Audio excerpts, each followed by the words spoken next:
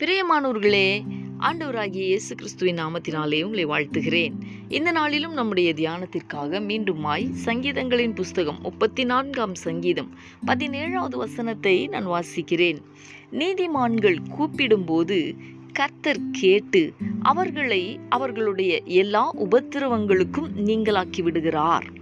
எனக்கு அன்பானவர்களே, நீதிமான்கள் கூப்பிடும்போது கர்த்தர் கேட்டு என்ன செய்கிறார் என்பதை சங்கீதக்காரன் சொல்லி இருக்கிறார். கவனியுங்கள், உபத்திரவங்களின் மத்தியில் கர்த்தர் அவர்களுடைய எல்லா உபத்திரவங்களுக்கும் நீங்களாக்கி விடுகிறார் என்று சொல்லி இருக்கிறார்.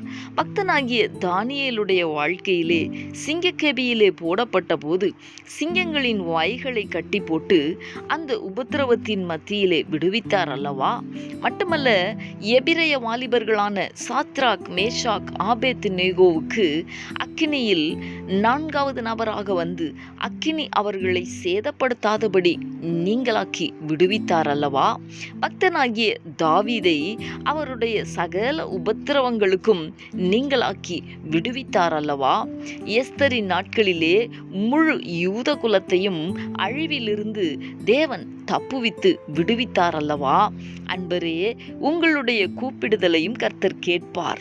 தம்முடைய பிள்ளைகளாகிய உங்களை விடுவிக்க அவர் உண்மையுள்ளவர். நிச்சயமாய் எல்லா உபத்திரவங்களிலிருந்தும் நீங்கள் விடுவிக்கப்படுவீர்கள். இந்த கர்த்தருடைய வார்த்தைகளை விசுவாசித்து நாம் ஜெபிக்கலாமா? எங்களை நேசிக்கிற எங்கள் அன்பின் பரலோக தகப்பனே, ஆசீர்வாதமான இந்த நாளுக்காக உமக்கு நாங்கள் நன்றி செலுத்துகிறோம். இந்த நாளிலும் நீதிமான்கள் கூப்பிடும் பொழுது கர்த்தர் கேட்கிறீர் என்பதையும் எல்லா உபத்திரவங்களுக்கும் நீங்களாக்கி விடுவிக்கிறீர் என்பதையும் நாங்கள் தியானித்தோமே.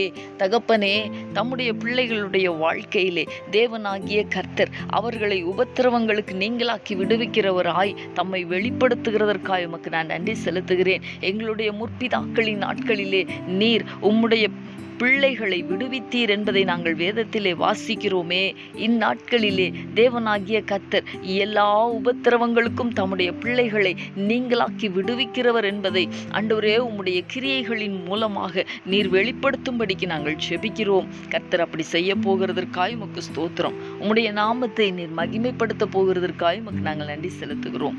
இயேசு கிறிஸ்துவின் நாமத்தில் வேண்டிக் கொள்ளுகிறோம் நல்ல பிதாவே. ஆமேன், ஆமேன்.